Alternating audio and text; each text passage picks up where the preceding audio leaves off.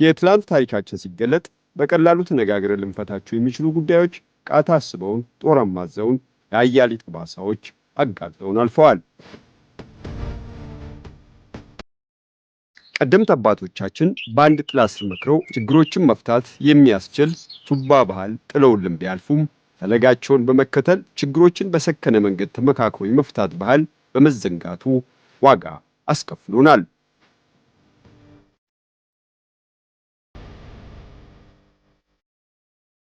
ሀገራዊ ለውጡን ተከትሎ በመደመር እሳቤ ቅኝት መንግስት የከረሙ ሀገራዊ ችግሮችን በምክክርና በውይይት መፍታት ቀዳሚ ስራ ሊሆን ይገባል ብሎ በመነሳቱ የኢትዮጵያ ሀገራዊ ምክክር ኮሚሽን ሊቋቋም ችሏል። የፖለቲካ ልዩነቶችን ለማጥበብ አካታች ብሔራዊ ውይይት መድረክ እናካሂዳለን። የምክክር ሂደቱ ችግሮቻቸውን በጠረጴዛ ዙሪያ ይፈታሉ ብለው የሚያምኑትን የሚያካትት በፖለቲካ ልሂቃን መካከል የሚደረግ ሂደት ብቻ ሳይሆን ሁሉም የህብረተሰብ ክፍሎች ተሳትፎ ያገናዘበ አጠቃላይ ሂደቱ አካታችና አሳታፊ እንዲሁም በኢትዮጵያውያን እየተመራ ሀገር በቀል መፍትሄዎች ለማፍለቅ ታልሞ የሚከናወን ይሆናል። ሀገራዊ ችግሮችን በምክክር በመፍታትና እኔ ከሚለው እኛ ወደሚለው አስተሳሰብ በማምጣት ኢትዮጵያውያን የራሳቸውን ችግሮች በራሳቸው ባህልና እሴት ይፈቱ ዘንድ ዋነኛ ዓላማው አድርጎ የተነሳው የኢትዮጵያ ሀገራዊ ምክክር ኮሚሽንም ከተቋቋመበት ጊዜ አንስቶ ሀገር በቀል ዕውቀቶችንና ዓለም አቀፍ ተሞክሮችን በማቀናጀት ሲሰራ ቆይቷል።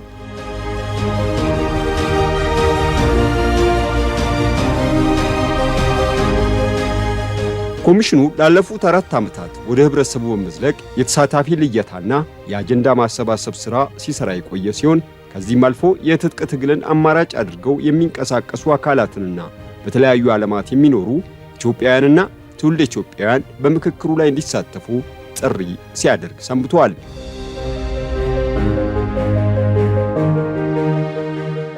ለግጭትና ለቁርሾ መንስኤ ናቸው የተባሉ ጉዳዮችን በመለየት ሲያሰባስብ የቆየው የኢትዮጵያ ሀገራዊ ምክክር ኮሚሽን አጀንዳዎችን በ8 ዋና ዋና ክፍሎች በማደራጀት ከ4000 በላይ ተመካካሪዎች እንዲመክሩበት እድሉን አመቻችቶ ወደ ሥራ ገብቷል።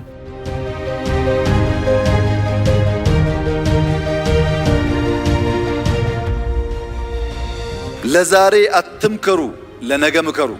ለእናንተ አትምከሩ፣ ለልጆቻችሁ ምከሩ። አሁን የምንመካከረው ስለ ትናንትናው አይደለም። የትናንትናን ችግር ፈተን ለነገ መልካም መሰረት ለማኖር ነውና እያንዳንዱ ተወያይ፣ እያንዳንዱ ተወካይ ልጆቹን እያሰበ ለመመካከር የወሰነ መሆን አለበት።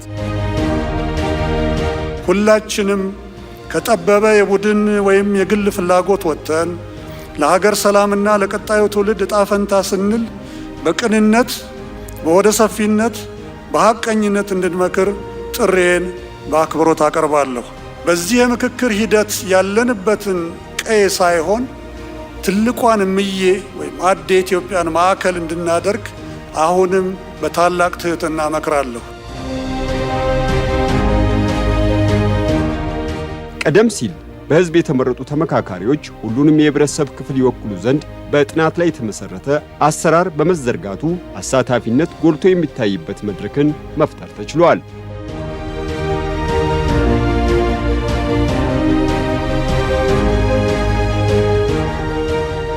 እንግዲህ በኢትዮጵያ ታሪክ ውስጥ የመጀመሪያ ታሪክ እያየን ነው። ኢትዮጵያ ከዳር እስከ ዳር ችግሬ የኔ ነው ብላ አምና ዜጎቿን ሰብስባ ተወያይታ ነቅሳ የምታወጣበት መድረክ በመሆኑ በትክክል ተመካክሮ ነቅሶ ችግሩን ካወጣ በኋላ ወደ ጋራ እሳቤ ካመጣ በኋላ ጥሩ ነገሮችን ይይዛል ብለን እንገምታለን። ስንመጣ የተለያየን ነበር፣ የተለያየ ሀሳብ ይዘን ነበር የመጣ ነው። በተለያየ ነገር ነበር የምንተያየው። አሁን ግን እንደ አንድ ቤት እንደ አንድ ቤተሰብ ነው የሆን ነው። ይሄ ምንድነው ማሳየው? ስንቀራረብ ስንመካከር ኢትዮጵያውያን አንድ መሆናችንን ያሳያል። ሰላማዊ ታጋዮች እኛ በሰላማዊ መንገድ ነው እንግዲህ ችግሮቻችን መፍታት ብለን ምናምነው። ከዛ አንጻርም ነው ምናየው አጠቃላይ በኢትዮጵያ ውስጥ ያሉ ችግሮች በሰላማዊ መንገድ በመመካከር በመቀራረብ በድርድር መፈታት አለባቸው ነው የምናምነው። ስለዚህ በሰፊው ስናየው እንግዲህ ይህንን ከተጀመረበት ቀን ጀምሮ ብዙ ማናቃቸው ኢትዮጵያኖች ተራርቀን የነበረ ተቀራርበን እዚህ እየተወያየን ያለ ነው። እስካሁን ሂደቱ በጣም መልካምና እጅግ አመርቂ የሚባል ነው። መጀመሪያ አካባቢ ትንሽ የመደነጋገር ሁኔታዎች ነበሩ፣ ግን እየጠራ መጡ እዚህ ደረጃ ደርሰናል። በጣም ቆንጆ ሁኔታ ነው ያለው ማለት ይቻላል።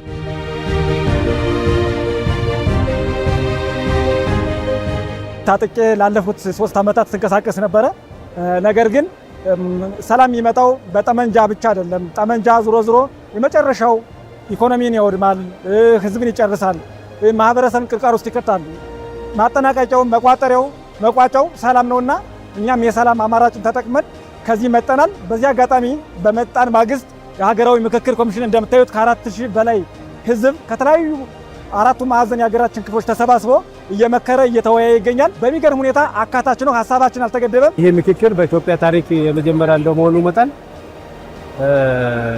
በዚህ ደረጃ በጣም ቆንጆ ይሆናል ብለን አልጠበቅንም። ግን ከጠበቅነው በላይ በጣም ከአካታችነትም አንፃር ከአሳታፊነትም አንፃር የምክክር ሂደቱ በጣም ሳይንሳዊ በሆነ ሁኔታ ኦርጋናይዝ ተደርጎ ከመካሄዱ ጋር ተያይዞ በጣም ትልቅ ነገር ነው ያየን። ከጦርነት ይልቅ በሀሳብ መተማመኑ ከምንም በላይ አዋጭነት ነው። ኢትዮጵያዊነት የሚያስከትል ስለሆነ ከግጭትና ከጦርነት መመካከሩ አማራጭ ብዬ ነው ማምነው። የሚነሱ ሀሳቦችን የተሰጣውን አጀንዳ በጋራ በመሆን በነፃነት ገደብ በሌለው ሀሳባችንን ለሀገራችን ኢትዮጵያን ይጠቅማታል የሚለውን አንድነትን ያመጣል የሚለውን ሀሳብ በጋራ እየተመካከርን እየተወያየን ነው። ተመካካሪዎች እኩል ዕድል አግኝተው የሚሳተፉበትና የሐሳብ ፍጭት በማካሄድ ወደ ጋራ ሐሳብ ሊያመጣቸው የሚችል አሰራር በመዘርጋቱ የምክክር ሂደቱ ከዚህ ቀደም ከነበሩ መደበኛ ስብሰባዎችና ውይይቶች የተለየ ሆኖ ብቅ ብሏል።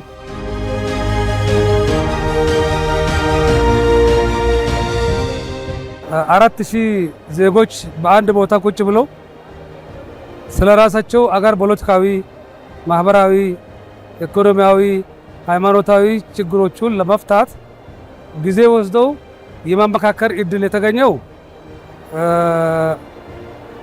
ዘንድሮ ነው ብዬ ገምታለሁ። ኢትዮጵያን ሲከፋፍሉ በነበሩ ጉዳዮች በሃይማኖት፣ በጎሰኝነት፣ በዘረኝነት ሲነሱ የነበሩ ነገሮች በሙሉ ይሄ ችግር ከየት መጣ፣ ወደፊትስ ምንድነው መሆን ያለባቸው፣ በምን መልኩ መፈታት ያለባቸው የሚሉ ነገሮች ላይ ሁሉም ተወያይተዋል። ካሁን ቀደም እያንዳንዱ ማህበረሰብን በለው ግለሰብ አለኝ ብሎ በውስጡ ይዞ ያለውን ነገር በነቂስ ወጥተው ችግሩ ባለቤት ያለውን ሁሉ አንስተው በመመካከር ላይ ስለሚገኙ ጥሩ እድልን ይፈጥራል፣ ጥሩ ሰላምን በአገራችን ላይ ያመጣል ብዬ ነው የሚያስበው። በመመካከር ቀርቦ በመስማት የአንዱን ቁስል አንዱ የኔ ቁስል ነው ብሎ በሌላው ቁስል በሌላው ጫማ ስር ሆኖ መዋየት አገሪቱን የሚያሻግር ለቀጣይ ትውልድ በተለይ ከኛም በኋላ ለሚመጡት ትውልድ ለልጆቻችን ተስፋ ነው ብዬ ነው የማስበው።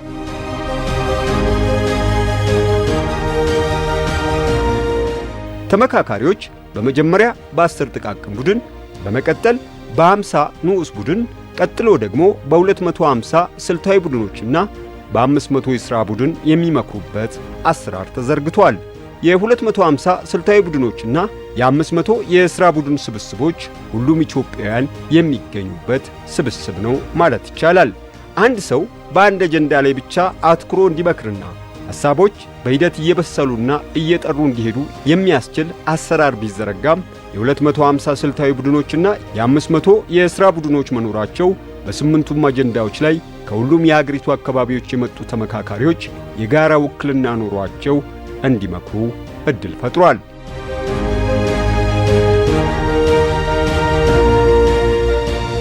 አራት ሺው አንድ ቦታ ቢደረግ እጅ ብታወጣ እጅም አይታይም። ማንም እርስ በርሱ ሊተዋወቅም አይችልም። 10 ሆነን አጀንዳችንን እየተደማመጥን እንደ ጓደኛ እየተነጋገርን አጠናቀርን ከስር ጀምሮ መሰረት እየያዘ ሐሳቦቻችንን እየተደራጀ እየተጠናቀረ ነውና ይሄ ማለት የአንድም ሰው ሐሳብ እንዳይቀር የሆነበት ሁኔታ ነው ያለው። ሁሉም ሰው እድል እንዲያገኝ የተዋቀረ አደረጃጀት አለ። 10 አባላት ያለው ቡድን ሁሉም በተደጋጋሚ የመናገር እድል የሚያገኝበት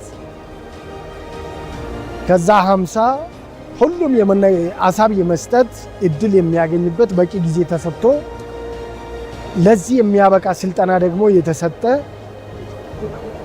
ተመካካሪውን ያበቃ ነበረ።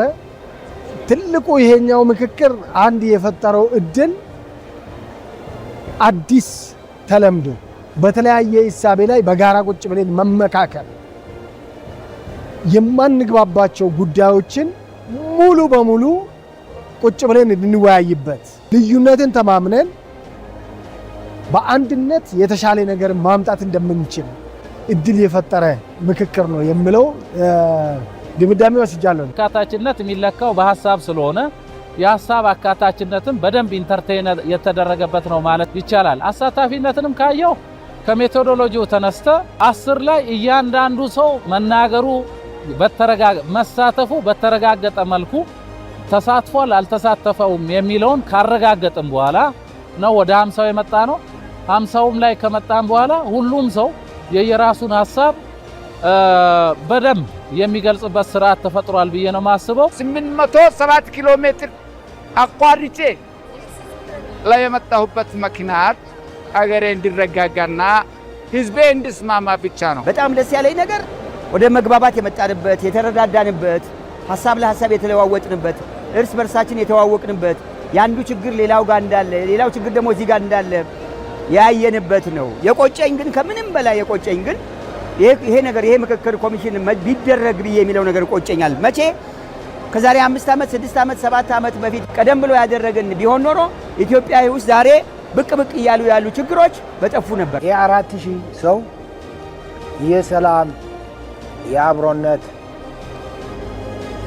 የጠመንጃ ሳይሆን የመሸናነፍ ሳይሆን ሐሳብና ሐሳብ አይሸናነፉ ሐሳብና ሐሳብ ተዳቅለው የተሻለ ሐሳብ ነው የሚያመጡ። አንዳንድ ጊዜ እንሳሳታለን። በጠመንጃም እንሸናነፋለንና በሐሳብ እንሸናነፍ ይላል ሰው። በሐሳብ አትሸናነፉ። you come together because ሐሳቦቹ እኔ የፈለገ ስህተት ባወራ ከኔ ስህተት 10% ጥሩ ልትወስድ ትችላለህ። ስለዚህ መሸነፍ አይደለም ቢውልድ ነው የሚያደርገው እና እንደዚህ አይነት ቢልድ አፕ ነው እያየሁ ያለውና አይ ሆፕ መጨረሻውም የበለጠ እያማረ ይሄድ ይሆናል። ምክክሩ አንድ ተብሎ መምከር የጀመረው 10 ተመካካሪዎችን በስሩ ባቀፈው ጥቃቅን ቡድን ተብሎ በሚጠራው የቡድን ውይይት ነው። የውይይት ቡድኑ የራሱ የሆነ ቃለ ጉባኤ ያዥና የቡድን መሪ የሚመራ ሲሆን እያንዳንዱ በቡድን ውስጥ የሚነሳ ሐሳብ ይሰነዳል። አንድ ሰው ብቻ ዶሚኔት ማድረግ የለበትም። የሆነ ግሩፕ ዶሚኔት ማድረግ የለበትም። ሁሉም ተሳታፊ በሚችለው ቋንቋ ሐሳቡን በደንብ የሚገልጽበት ስርዓት ተፈጥሯል ብዬ ነው ማስበው። ስለዚህ አካታችነትም አሳታፊነትም በምክክሩ በመርህ ደረጃ የተቀመጠውን በተግባር ያረጋገጥንበት ነው ማለት ይቻላል። ጥሩ ውይይት ነው የተካሄደው። አሁን ወደ መግባባት እየደረሰን ያለን ይሄ ሁሉ ስርዓቶቹ ለሀገሪቱ ብቁ የሆነ ነገሮች ጥሩ ሐሳቦች የሆነ ስንፈኞች ለመዋገድ ስለዚህ በአሁኑ ሰዓት ኢትዮጵያ አንድ መሆን አለበት። ከዚህ ቀደም በነበረው ሁኔታ ላይ ይሄን ያህል ለግጭት ምክንያት የማይሆኑ ብንነጋገር ወደ ጠረጴዛ ዙሪያ ብንመጣ ብንመካከር ለሀገራችን በሚጠቅሙ ነገሮች ላይ ነው ባለመነጋገር ስንባል ላይ ቆየ ነው። ነገር ግን እነዚህ ነገሮችን ወደ ጠረጴዛ ዙሪያ ደግሞ አምጥተህ በምትልበት ጊዜ በቀላሉ መፍትሄ ልታበጅላቸው የሚገቡ ናቸው። እዚህ እንኳን ለምክክር ከመጣንበት ጊዜ ጀምሮ ያየነው ምንድነው ዳርና ዳር የነበሩ ሐሳቦች ወደ መሃል የመጡበት ሁኔታ ነው ያለው። ከታች ከጥቃቅን ቡድን ጀምረን የመጀመሪያ ሐሳቦች ምክር ሐሳቦችን ስንሰጥ ከርመናል። የቀረቡት 8ቱ አጀንዳዎች ላይ በደንብ በዲቴል ከተወያየን በኋላ እዛ ጋር በርካታ ሐሳቦች ተነስቶ ነበረ። ያለ መግባባቶች ነበሩ፣ ብዙ አጨቃጫቂ ሐሳቦች ነበረ። ሁለተኛም ደግሞ ከሀገር ይልቅ የግል ሐሳብም ይዞ የሚያራምድም ሰው ነበረ። እዚህ ጉዳይ ውስጥ ላይ ግን ምንድነው በቀስ በቀስ በመነጋገር በመግባባት ሀገርን በማስቀደም አጀንዳዎች ላይ ዲቴል የፓናል አናሊስቶችም በሚሰጡት ምክር ሐሳቦች ላይ የነሱንም ሐሳቦች እያዳመጥነ ወደ ፋይናላይዝድ አሁን ወደ 50 ሄድነ። 50 ላይ ደግሞ በዛው ልክ ደግሞ ከተለያየ 10 ቡድን ላይ ስንመክርበት የመጣ ነውን ወደ 50 ስንመጣም በዛው እንደዛው ደግሞ የተበታተኑ ሐሳቦችን ከመሰብሰብ አንፃር የሚያግባቡን ላይ ብዙ ሰዎች እውነት ለመናገር በቃ ዋይዝ ሆኖ ሐሳባቸውን እንደው ለካ እዚህ ምክክር ማለት ይሄ ነው እንደ እንችላለን እንደ መመካከር የሚል እስከ መደነቅ ማለት ነው። እዛ ድረስ ነው የደረስነው።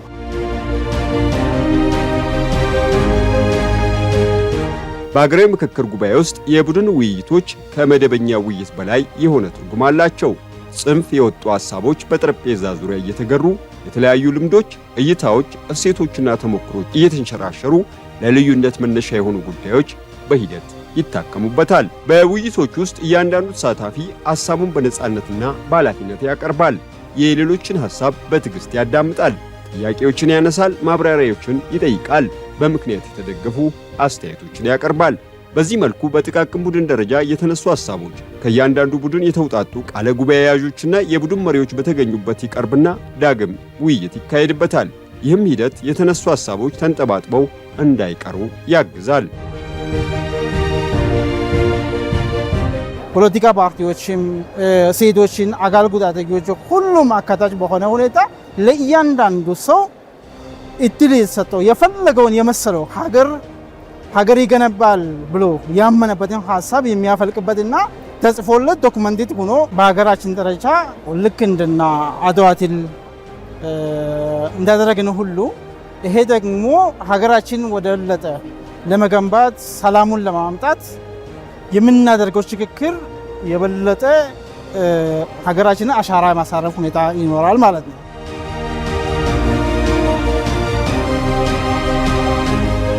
ተመካካሪዎች በጥቃቅን ቡድን ደረጃ የመከሩበትን ጉዳይ በአንድ ጊዜ አያጸድቁም። ይወያዩባቸዋል፣ ይመረምራሉ፣ ያሻሽላሉ፣ ያጠናክራሉ። በዚህም የተለያዩ እይታዎችን ያካተቱና ሰፊ ድጋፍ ሊያገኙ የሚችሉ ምክረ ሐሳቦች ይፈጠሩ ዘንድ ምክክሩ በጥቃቅን ቡድን ደረጃ ከበሰለ በኋላ ወደ 50 ንዑስ ቡድን ይሸጋገርና ይመከርበታል።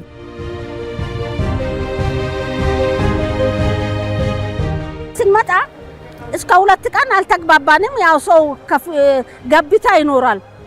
በኋላ እያደርን ስንሄድ በቃ ምን መሆን አለበት፣ እንዴት ሆነን ነው የምንማከረው ብለን እንደ አንድ አፍ ነው የምናወራ። እንደ አንድ አፍ ለምን በ10 ተቀመጥ ተመልሰን በ50 ስንቀመጥ ሲነገረን ሁላችንም ተማክረን ያደረግነው ነገር ነው የሚመስለው። ለዚህ ደስታ ይሰማኛል። ሁሉም የተለያየ ሐሳብ አለው፣ የተለያየ አመለካከት አለው። በ10ም የተመደብን ጊዜ ሁላችንም የየራሳችን ነው ይዘን የቀረብነው፣ የየራሳችን ሐሳብ ነው የሰጠነው። ከዛ ውስጥ ተጨምቆ ነው እየተላለፈ ያለው። ከመጀመሪያውም ጊዜ ጀምሮ ማንንም አይቃወምም። የሆነ ትንሽ ነገርም ካለ ሐሳብ በመስጠት በመረዳዳት በመግባባት እያሳለፍን እንገኛለን። ከመጀመሪያ ቀን ጀምሮ በንዑስ ቡድን ተከፋፍለን 10 ሰው ሆነን አንድ በአንድ ከየአካባቢ የሚነሱ ሐሳቦችን የሐሳብ ማመንጨት ነበር። የመጀመሪያው ቀን ሐሳብ አመንጭተናል በነጻነት። ሁሉም የሚመስለውን አንስቷል።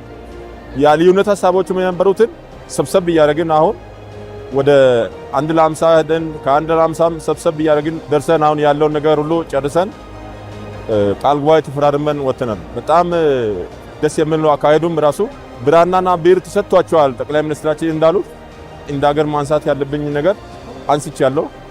ያው አሻራ አሳርፌያለሁ ብዬ አስባለሁ። ለነገ ትውልድ እንኳን የሚተላለፍ አጀንዳዎች የተሰበሰበ ነው ያለው። ሁለተኛ ደግሞ ውይይቱ ምርጥ ደረጃ ላይ ነው የተካሄደ ያለው። ምክንያቱም የሁሉም ሐሳብ ሁሉም ሰው የራሱን ሐሳብ በአንድነት ነው እየሰጠ ያለው እንጂ ይሄ ተቁሞ ምናምን ነገር የለበትም። በቃ በራስ ፍቃደኝነት ሐሳብህን ትሰጣለህ። ሐሳብህን ተቀባይነት አግኝቶ ተጽፎ ሁሉም ሰው እንትን ያለ በራሱ ፍላጎት እየሰጠ ነው የሚገኘው። ሁለተኛ ደግሞ ለሀገረ መንግስት የተረጋገች ሀገር ለመገንባት ደግሞ ይሄ ጉባኤ ትልቅ አስተዋጽኦ ይኖራል ብለን ተስፋ እናደርጋለን። ከዚህ ምክክር የተሻለችን ኢትዮጵያ ሁሉም ይስማማበትን አንድ አይነት የኔ ናት ነው የሚል አንዱ ተወቃሽ አንዱ ወቃሽ የማይሆንበትን እኩል ኃላፊነት እኩል እኔነትን የሚያሳትፍ ኢትዮጵያን ለሁሉም ምቹ የሆነች ሀገርን ለመገንባት መልካም አጋጣሚ ነው የሚል እምነት አለኝ።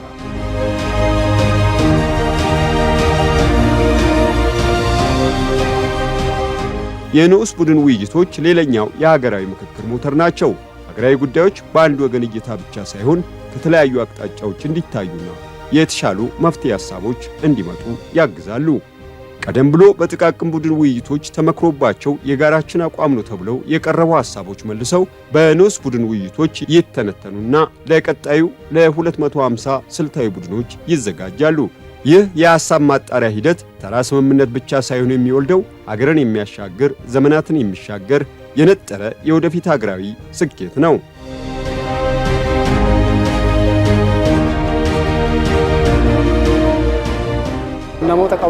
በምክክሩ ሂደት እስካሁን ባደረግነው የውይይት ሂደት አጀንዳዎቹ በተለያዩ ምዕራፎች የተከፈሉ ናቸው። በቡድናችን በኩል በነበረው ሂደት በ10 ሰዎች በመቀጠል በ50 ሰዎች ደረጃ ውይይት ስናደርግ የቆየን ሲሆን አሁን ደግሞ በ250 ሰዎች ሰፊ መድረክ ላይ እንገኛለን።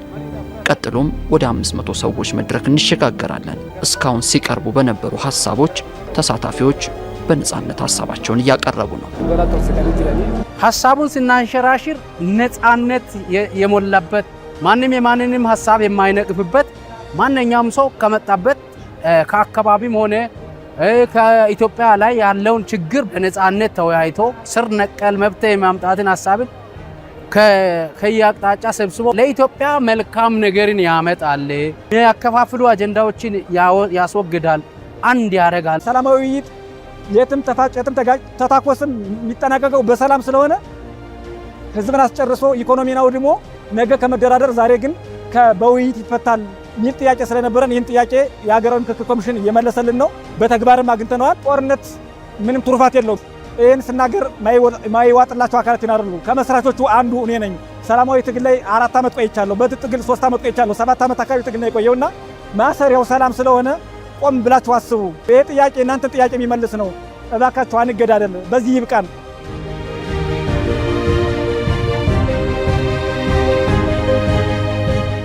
ትላልቅ ውሳኔዎች የትንንሽ የጠረጴዛ ውይይት ነጸብራቅ ናቸው። የተለያዩ ድምጾች በአንድ መድረክ ተደምጠው ወደ ጋራ መፍትሄ ሲደርሱ የሀገራዊ ምክክር እውነተኛ ዓላማ በተግባር ይገለጣል። ወደ የትኛውም የኢትዮጵያ አራቱ አቅጣጫ ብትሄድ በምክክር ነው። ሰፈር የኖረው ቤተሰብ የኖረው አካባቢው ቀዬ የኖረው በምክክር ነው፣ በውይይት ነው። በውይይትና በምክክር ምንም የማይፈታ ችግር የለም። አንድነት ምንም ተመን የሌለው ዋጋው ይሄ ነው ማትለው ከፍተኛ የሆነ ዋጋ ነው። ለአንድነታችን ይሄ ምክክር ደግሞ በጣም ቁልፍና ወሳኝ ጉዳይ ነው። ይሄ ምክክር ለሀገረ መንግስት ግንባታ ትልቅ አስተዋጽኦ ይኖራል። ምክንያቱም እንደሚታወቀው ኢትዮጵያ ከነበረችበት ታሪክ ወጥታ ዛሬ አዲሷን ታሪክ ምዕራፍ ላይ ትገኛለች እና ለነበረው ችግሮችም ሆነ መፍትሄ እዚህ ላይ ይገኛል ብለን እኛ ደግሞ ተስፋ እናደርጋለን። ከዚህ በፊት እንዲህ አይነት ትሬንድ ቢኖር ኖሮ ኢትዮጵያዊነቷ፣ አንድነቷን፣ ህብረቷ ያልተዛባ ያልተከፋፈለች ሀገር ትሆናለች። ቀጣይም እቺ ሀገር ከዚህ ምክክር አዲሱ ትውልድ የተሻለች ኢትዮጵያ የተገነባች ኢትዮጵያ አንድነቷ የተጠናከረ ህብረቷ የተጠናከረ የሰላም ተምሳሌት ትሆናለች ብዬ ተስፋ አደርጋለሁ። በተለያየ የታሪክ ሂደት ውስጥ አልፈን ነው እዚህ የደረስነው። ለቀጣይ ለሀገራዊ ግንባታው የተሻለ ተስማሚነት፣ ሁሉም ወሳኝ የሆነበት፣ ሁሉም ተሳታፊ የሆነበት፣ አንዱ አንዱን የማይወቅስበት፣ ሁሉም እኩል ኃላፊነት የሚወስድበት ሀገርን ለመገንባት መልካም አጋጣሚ ነው የሚል እምነት አለኝ። ህዝቡ ሰላም ሆኖ እንዲኖር፣ ልጆቻችን ሰላም ሆነው እንዲኖሩ፣ የሚቀጥለው ትውልድ ሰላም እንዲሆን ለማድረግ በየክልሉ ያለውን ችግር የመከፋፈል የመገዳደል ሁኔታ ሁሉም በሰነድ የተመዘገበውን ሰነድ አምጥተን ያንን አንድ አድርጎ ለመፍታት እያቀረብን ነው። አንዱ የአንዱን ችግር እንጂ የኔ ብሉ የሚባል ነገር የለም። አሁን ሁሉም ቤት ተስማምቶ ከፍቅር ላይ እንደሚደርስ ከመስታረቅ ወይም ደግሞ ከመግባባት ላይ እንደሚደርስ ፍላጎታችን ነው። በሃይማኖት በነጻነትም በሁሉም ነገር አንድ የሆነች ልጆቻችን የሚቀጥሉ ትውልዶች አንድ ሆነው አገሪቱን በአንድነት እንዲመሯት ቀድሞ እንደነበሩት አባቶቻችን እንዳስረከቡን እኛም ለልጆቻችን አስረክበን እነሱ ደግሞ ጥሩ የሆነች ኢትዮጵያ እንዲገነቡ ነው የምንፈልገው።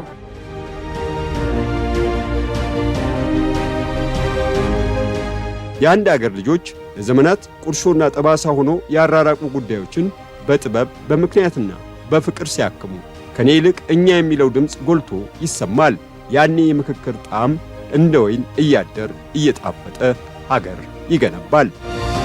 ወደ ስልታዊ ቡድን ሲመጡ 50 ላይ ሆነው አምስቶቹ የተወያዩበትን ለ250 የሚያቀርቡበት በዛ ላይ የሚወያዩበት ይሄ ቀረ ያልቀረም የሚሏቸውን ሀሳቦች የሚያካትቱበት አንዳንድ ጊዜም ደግሞ ወደ 10 በነበሩበት ጊዜ ያቀረቧቸው ሀሳቦች ትዝ ሲሏቸው 50 ላይ በነበሩበት ጊዜ ያቀረቧቸው ሀሳቦች በሚገባ አለመካተታቸውን ሲያስተውሉ እንደገና እንዲዳብሩ የሚያደርጉበት ነው። ይህንን አድርገው ከጨረሱ በኋላ ሁሉም 250ዎች ማለትም 16ቶቹም በያሉበት ቡድን ይፈራረማሉ። ስለዚህ ይሄ ሀሳቤ ይሄ ነበር እና ወደ መሀል ያመጡን ሀሳቦች ደግሞ እነኚህ ናቸው ብለው የሚግባቡባቸውን በሙሉ በየቡድኑ በተመደቡ አጠናቃሪዎች ለምሳሌ 250 ላይ 25 አሉ። 25ቱ እንደገና በጋራ የተስማሙባቸውን ለየ250ዎቹ ያቀርቡና መጨረሻ ላይ በእነኛ ላይ ተፈራርመው ካለቁ በኋላ ወደ 500 ይሄዳሉ።